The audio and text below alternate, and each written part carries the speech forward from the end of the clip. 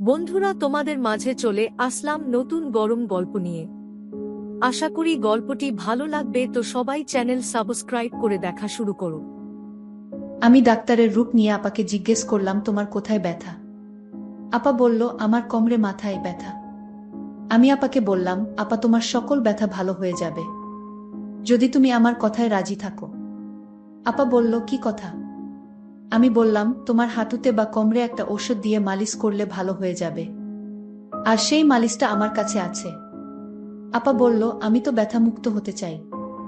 আমি আপাকে বললাম, তাহলে তুমি সোজা হয়ে শুয়ে পড়ো। তারপর আমি মালিশের নামে আপাকে সারা রাত ধরে যা করেছিলাম তা শুনলে তোমাদের মাথা গরম হয়ে যাবে। তাহলে আসল ঘটনাটি বলি। আপাকে চাকরির জন্য পাশের জেলায় গিয়েছিলাম। পাশের জেলা বলতে যে আহামারি দূর তা কিন্তু নয়, বাসে 1 ঘন্টার রাস্তা। সেখান থেকে ভ্যানে আর 10 মিনিট। গ্রামটা আমার পরিচিত, নামেদিও আগে কখনো যায়নি। তবে যাওয়ার আগে বাড়ি থেকে শুনে গিয়েছিলাম ওই গ্রামে আমাদের এক আত্মীয়ের বাড়ি, চাচা বাবার মাস্তুতো ভাই। ঘনিষ্ঠ, কিন্তু দীর্ঘদিন যোগাযোগ নেই। ওই চাচাকে আমি দেখেছি, কিন্তু কখনো তাদের বাড়িতে যাওয়া হয়নি। ফেরার পথেই বিপত্তিটা ঘটল। বিপত্তি না বলে সৌভাগ্য বললেই বোধহয় ভালো হতো। দুপুরের প্রচণ্ড রোদে ভ্যানে করে ফিরছিলাম। গ্রামের রাস্তা যদিও কাঁচা রাস্তা, ফাঁকা ফাঁকা বাড়ি পড়ছিল, কিন্তু বিধি বাম কিছু দূর আসার পর ভ্যানের চাকা পাংচার। চোখে সরিষার ফুল দেখলাম। যদিও রাস্তার বেশি দূরের নয়, কিন্তু হাঁটা তো আমার পক্ষে সম্ভব নয়। ভ্যানওয়ালা বিরস মুখে বলল, ভাইজান ভাড়া দেওয়া লাগবে না। ক্লান্ত ঘামে ভেজা মুখটা দেখে মায়া লাগল। ভাড়ার চেয়ে বেশি দিলাম, কিন্তু আমি এখন কি করি? গ্রামের প্রায় মাঝামাঝি কোনো দোকানও আশেপাশে চোখে পড়ছে না। ভ্যানওয়ালা এখনো দাঁড়িয়ে আছে। তাকে বললাম চলে যেতে। সে যেতে যেতে বলল, অপেক্ষা করতে। ভ্যান অবশ্যই পাওয়া যাবে। আমি অপেক্ষা করতে লাগলাম ভ্যানের জন্য, কিন্তু কপালে থাকলে ঠেকাই কে? বেশ কিছুক্ষণ অপেক্ষা করে বিরক্তিভরা মন নিয়ে আস্তে আস্তে হাঁটতে লাগলাম। বেশ অনেকক্ষণ ধরে হেঁটে চলেছি। টপটপ করে ঘাম ঝরছে গা দিয়ে। গ্রামের প্রায় শেষ মাথায় এসে গেছি। কোনো ভ্যানওয়ালার দেখা হয়নি এখনো পর্যন্ত। তেষ্টায় ছাতি প্রায় ফেটে যাচ্ছে। আরও খানিকটা আসলাম, আর মাত্র 3টা বাড়ি সামনে। চৈত্রের দুপুরের প্রচণ্ড রোদ, মাটি যেন গলছে। হাঁটতে পারছি না। যা থাকে কপালে পানি না খেলে টিকা যাবে না ভেবে একটু দাঁড়িয়ে বাড়ি 3টার দিকে তাকালাম। প্রথমটা পাঁচিল দিয়ে ঘেরা, পরেরটা কুডে ঘর মতো, তার পরেরটা রাস্তা থেকে বেশ একটু দূরে। নতুন একটা বাড়ি, বাঁশের চটা দিয়ে ঘেরা। বড় বাড়িটায় যাওয়াই উচিত হবে মনে করে আস্তে করে গেট ঠেলে ঢুকলাম। সবাই আমাকে দেখে, বাড়ির বাচ্চাসহ সবাই চমকে উঠে। আমাকে দেখেও উঠল। উঠানে এক পৌরা মাছ কুটছে। সামনে রান্নাঘরের বারান্দায় 3 সুন্দরী মহিলা রান্না করছে। বাড়িতে ছোট ছোট বাচ্চা ভর্তি। গ্রামের পরিবেশের সাথে একটু শহরের ফ্যাশন। অত্যন্ত সুন্দরী মহিলাগুলো, যদিও বয়স হয়েছে কিন্তু এখনো লাবণ্যময়। খোকা, কাউকে খুঁজছো? প্রশ্নের সম্বিত ফিরে পেলাম। জি, একটু পানি খাব। একজন বউ, উঠে আসো। সামনে টিউবওয়েল থেকে পানি আনা। ইতিমধ্যে বাড়ির ছেলেরা বুঝতে পেরেছে বাড়িতে কেউ এসেছে। একটা চেয়ারও পেয়ে গেলাম। জীবনটা আবার পানি পেয়ে সতেজ হয়ে উঠেছে। মাছ কুটতে কুটতে মহিলা জিজ্ঞাসা করলেন, বাড়ি কোথায়? কিছু বললাম না। কোনো আগ্রহ দেখলাম না। এবার উঠতে হয় ভেবে উঠে দাঁড়ালাম। ও কি খোকা, উঠস কেন? দুপুর বেলা বাড়িতে মেহমান আসলে না খেয়ে যেতে নেই। এটাই আসলে বাঙালিদের প্রধান ঐতিহ্য। বাড়িতে মেহমান আসলে তাকে সমাদর করা, আপ্যায়ন করা। না, তার দরকার নেই। বললাম বটে, কিন্তু কেন যেন ক্ষিধা নয়। মহিলার দেবীর মতো চেহারায় আমাকে অনেকটা মায়ে আটকা পড়ে গেলাম। বাড়ির ছেলেদেরকে তার মা বললেন আমাকে বাড়ির ভেতরে নিয়ে যেতে। বাধ্য হয়ে গেলাম। বেশিক্ষণ অপেক্ষা করতে হলো না, 10 মিনিটের মধ্যেই ভাত চলে আসো। এতক্ষণ একা বসে বোর ফিল করছিলাম, কিন্তু যেই তাকে দেখলাম, ক্লান্তি আর বোর যেন এক নিমেষে উধাও হয়ে গেল। খুব সুন্দর দেখাচ্ছে তাকে। বোধহয় মুখে কিছু ক্রিম মেখে এসেছে। অপূর্ব সুন্দর দেখতে, শ্রদ্ধা করার মতো চেহারা। কিন্তু একটু গভীরভাবে দেখলে শ্রদ্ধার সাথে সাথে অন্য কিছু করতেও ইচ্ছা করবে। সুন্দরী বাঙালি মায়েদের মতো। আমি ভাত খাওয়া শুরু করলাম। তোমাদের ওখানে আমার এক দেওরের বাড়ি আছে। কথা শুনে আবার তাকালাম। নাম কি? আমার প্রশ্নের উত্তর দিতে দিতে তরকারি এগিয়ে দিচ্ছিলেন তিনি। নামটা শুনে চমকে উঠলাম। আমার বাবার নাম বললেন। আমি কিছুই বললাম না, কিছুই চুপচাপ শুনতে লাগলাম। চিনি কিনা জিজ্ঞাসা করল। হ্যাঁ বোধক মাথা নাড়ালাম। পাঠকরা বিরক্ত হচ্ছেন বোধহয়। বিরক্ত করার জন্য দুঃখিত। হঠাৎ করে পাওয়া এই আত্মীয় বাড়ি আর আত্মীয়ের পরিচয় দেওয়ার কারণ শুধু একটাই, তার মেয়ের চেহারাটা অনেক সুন্দর। যাই হোক, কিছুক্ষণ পরে চাচাও বাড়িতে আসলেন। খাওয়া দাওয়া শেষে বিশ্রাম, কিন্তু যেহেতু আমার সময় কম তাই চাচি আমাকে তার খাওয়া বন্ধ রেখে এগিয়ে দিতে আসলেন। ওই সামনের বড় বাড়িটা তোমার বড় আপাদের। ইতিমধ্যে জেনে গেছি আমার এই চাচির 4 ছেলে আর 2 মেয়ে।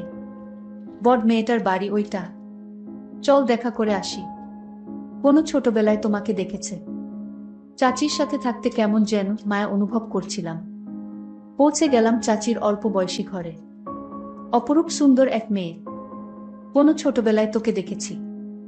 আসিস না কেন ভাই? আমরা তো পর আগে চাচা মাঝে মধ্যে আসতো, এখন তাও আসে না। রক্তের সম্পর্ক কি ভোলা যায়? একনাগাড়ে বলে চলেছে আপা। আমাকে পেয়ে যেন তার কথা ফুরাচ্ছে না। ও খোকন, দেখ কে এসেছে। বছর 20-এর এক ছেলে বেরিয়ে আসল ঘর থেকে।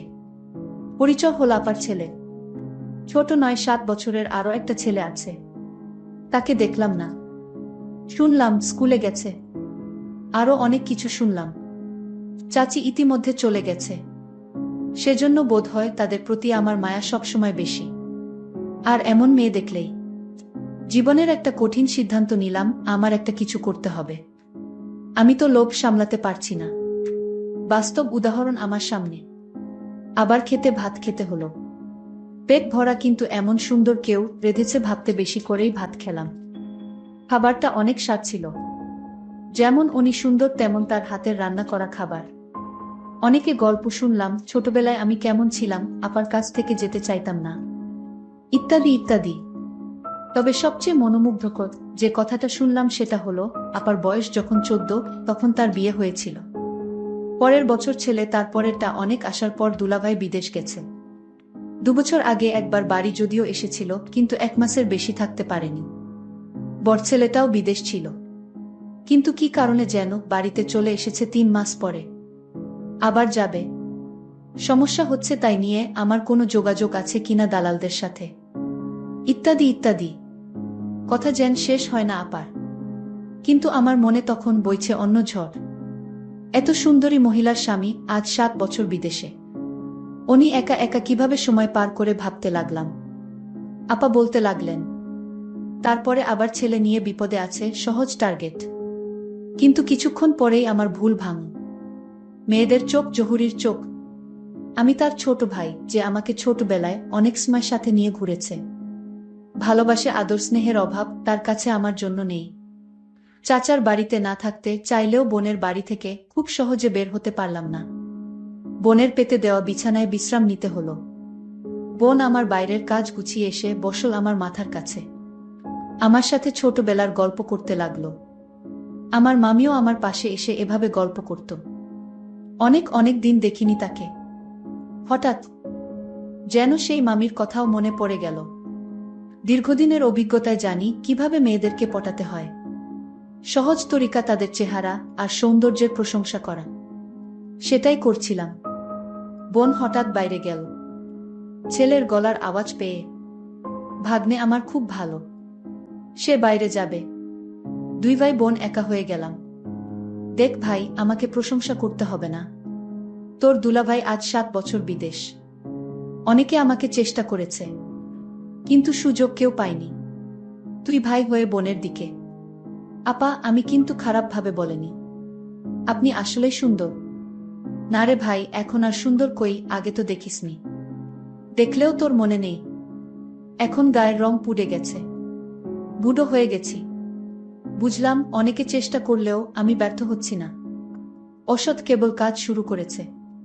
তবে সময় দিতে হবে, ধীরে ধীরে আগাতে হবে। তড়িঘড়ি করলে সব হারাতে হবে। অনেকক্ষণ থাকলাম, বিভিন্ন কথা বললাম, শুনলাম। আসার সময় অন্যায় আবদারটা করেই বসলাম। এগিয়ে দিতে এসে তার ছেলের ব্যবস্থাটা করার কথা আর বলল না। চিন্তায় পড়ে গেলাম। আমাকে কি খারাপ ভাবল? কাজের চাপে 2 দিন মনে ছিল না তার কথা। আসার সময় মোবাইল নাম্বার নিয়ে এসেছিলাম, হঠাৎ সন্ধ্যায় রিং বেজে উঠল। ভাই কেমন আছো? বোনের কথা এত তাড়াতাড়ি ভুলে গেলে? যথারীতি বোন বাড়িতে একা, কিন্তু যে অভাব নেই বুঝলাম তার কথাবার্তায়। আমাকে বসতে দিল, কিন্তু বারান্দায়, এমন জায়গায় কিছু করা যাবে না। কৌশল খুঁজতে লাগলাম। বেশ কিছুক্ষণ কথা হলো বর ছেলে নিয়ে। তারপরে আসল কৌশল প্রয়োগ করতে গেলাম। অধিকাংশ মেয়েদের কিছু কমন রোগ থাকে, মাজায় ব্যথা, মাথা ঘোরা, চোখে ঝাপসা দেখা ইত্যাদি ইত্যাদি। ঘরে যাওয়ার সুযোগ পাচ্ছি না। আমি বারান্দায় চেয়ারে বসা, আর বোন দাঁড়িয়ে দাঁড়িয়ে আমার সাথে কথা বলছে। আপনার প্রেশার কেমন আপা? শরীরও তো খারাপ মনে হচ্ছে।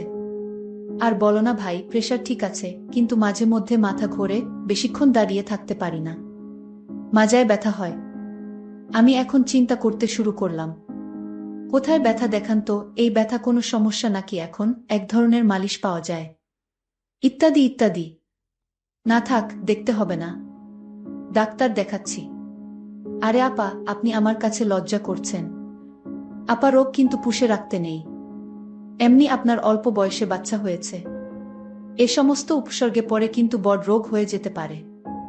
আরও দুলাভাই বাড়িতে নেই, এখন যদি আপনার একটা বড় রোগ হয়ে যায় তাহলে আপনার কি হবে ভেবে দেখেছেন আপা?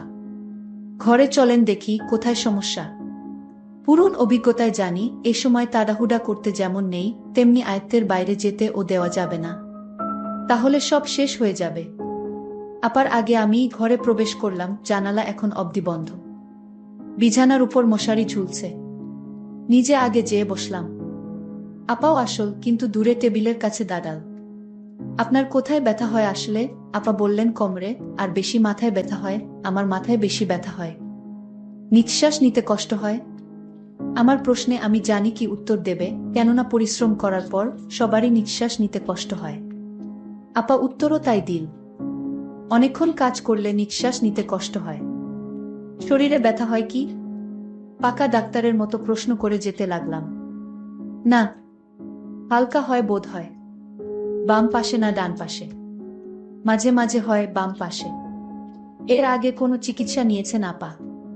না, আমি এর আগে কোনো চিকিৎসা নেইনি, কারণ বাড়ির নানান কাজে আমার সারাক্ষণ পড়ে থাকতে হয়, আর তাই সুযোগ পেলাম কোথায় ডাক্তারের কাছে যাওয়ার। আপা তুমি চিন্তা করো না, আমি ডাক্তারি পড়ালেখা করেছি। আমি প্রতিদিন একটা প্রাইভেট ক্লিনিকে রোগী দেখি। তারপর বোন বলল, তুই এত বড় ডাক্তার হয়ে গেছিস, সেটা তো আমি জানতাম না, আজ জানলাম। আমি বোনকে বললাম, তোমার যত সমস্যা আছে আমার কাছে বলো, আমি সমাধান করব। তোমার কি শুধু মাথা ব্যথা? তুমি তো মিথ্যা কথা বলছেন আমার সাথে। আপনার তো হাঁটুতেও ব্যথা হয়। হ্যাঁ হয়, নিঃশ্বাস নিতেও কষ্ট হয়। আসেন তো বসেন এখানে। আমি তাকে বললাম, নিঃশ্বাস নিন তো জোরে। আপা নিঃশ্বাস নিতে লাগল। আমি বললাম, আপা আপনার হাঁটুতে ব্যথা কতদিন ধরে? আপু বলল, অনেকদিন ধরে হাঁটুতে ব্যথা। আমি বললাম, আপা আমি আপনাকে একটা মালিশ দিব, সেই মালিশ যদি হাঁটুতে ব্যবহার করেন তাহলে ব্যথা দ্রুত ভালো হয়ে যাবে। আপা বলল, দেখ ভাই, আমি কোনো কাজকাম ঠিকমতো করতে পারি না, একটু বাড়ির কাজ করলেই আমার হাঁটুতে ব্যথা শুরু হয়ে যায়, আবার নিঃশ্বাস নিতে কষ্ট হয়। আমি আপাকে বললাম, আপা আপনি চাইলে এই রোগ থেকে মুক্তি পেতে পারেন। আমি বললাম, কিভাবে ভাই? আপা আপনি শুধু আমি যা বলবো তাই করবেন, তাহলেই আপনার শরীর থেকে সমস্ত ব্যথা সরে যাবে। আপনি আগের মতো ভালো করে ঘরের সমস্ত কাজ করতে পারবেন, আর আপনার নিঃশ্বাস নিতে কষ্ট হবে না। আমি ভাইয়ের কথা শুনে অনেকটা সাহস পেলাম। আমার পাশে এত বড় ডাক্তার থাকতে আমি তাকে কি হাতছাড়া করতে পারি? আমি বললাম, ভাই আমার এখন কি করতে হবে সেটা বল। আমি বললাম, আপনার হাঁটুর জয়েন্টে যে ব্যথা সেটা সরাতে গেলে আমি একটা ওষুধ দিব, সেটা দিয়ে প্রতিদিন ভালো করে মালিশ করতে হবে, তাহলেই ব্যথা সরে যাবে। আমি বললাম, তাহলে ভাই দাও সেই ওষুধ, আমি মালিশ করে নিব। ভাই বলল, তুমি নিজে নিজে তা পারবে না, আমি একদিন দেখিয়ে দিব, তারপর অন্য কাউকে দিয়ে মালিশটা করালেই ব্যথা কমে যাবে। ঠিক আছে ভাই, তাহলে তুমি ওষুধটা দিয়ে মালিশ করে দেখিয়ে দাও, আমি পরে বুঝে নিব। আমি মনে মনে ভাবলাম, আপা এইমাত্র লাইনে আসছে। আসলে আপার সত্যি সত্যি হাঁটুতে ব্যথা ছিল। আমি বললাম, আপু আজ তোমার বাড়িতে রাতে কে কে থাকবে? আপা বলল, কে আর থাকবে, আমি, আমার ছেলে, আর কেউ তো নাই। আমি বললাম, তাহলে আপা আপনি আজ একা রুমে ঘুমাবেন? আপা বলল, কেন? আমি বললাম, আপনার জন্য আমি মালিশ নিয়ে আসবো তাই। ও তাই, ঠিক আছে, আমি তোমার জন্য অপেক্ষা করছি। আমি আপাকে বললাম, আপা আমি ফার্মেসি থেকে আপনার জন্য মালিশটা কিনে নিয়ে আসছি। আপা বলল, তুমি আমার জন্য এত কিছু করছো? আমি বললাম, ভাই তার বোনের জন্য এইটুকু করতে পারবে না? আমি মনে মনে চিন্তা করতে লাগলাম। এতদিনের স্বপ্ন আজ আমার পূরণ হতে চলেছে। আমি বাজার থেকে আপার বাসায় আসলাম। আপা বলল, তোমার জন্য আজ ভালো কিছু রান্না করেছি, আসো খেয়ে নাও। তারপর রাতের খাবার খেয়ে আমি বললাম, আপা তুমি এবার রুমে যাও, আমি আসছি। আপা তার রুমে গেল। আমি তার রুমে গিয়ে দরজা বন্ধ করে দিলাম। তারপর আপাকে বললাম, আপা আমি এবার তোমার চিকিৎসা শুরু করতে পারি? আপা বলল, না, আমি তোমার লক্ষণ বুঝতে পেরেছি।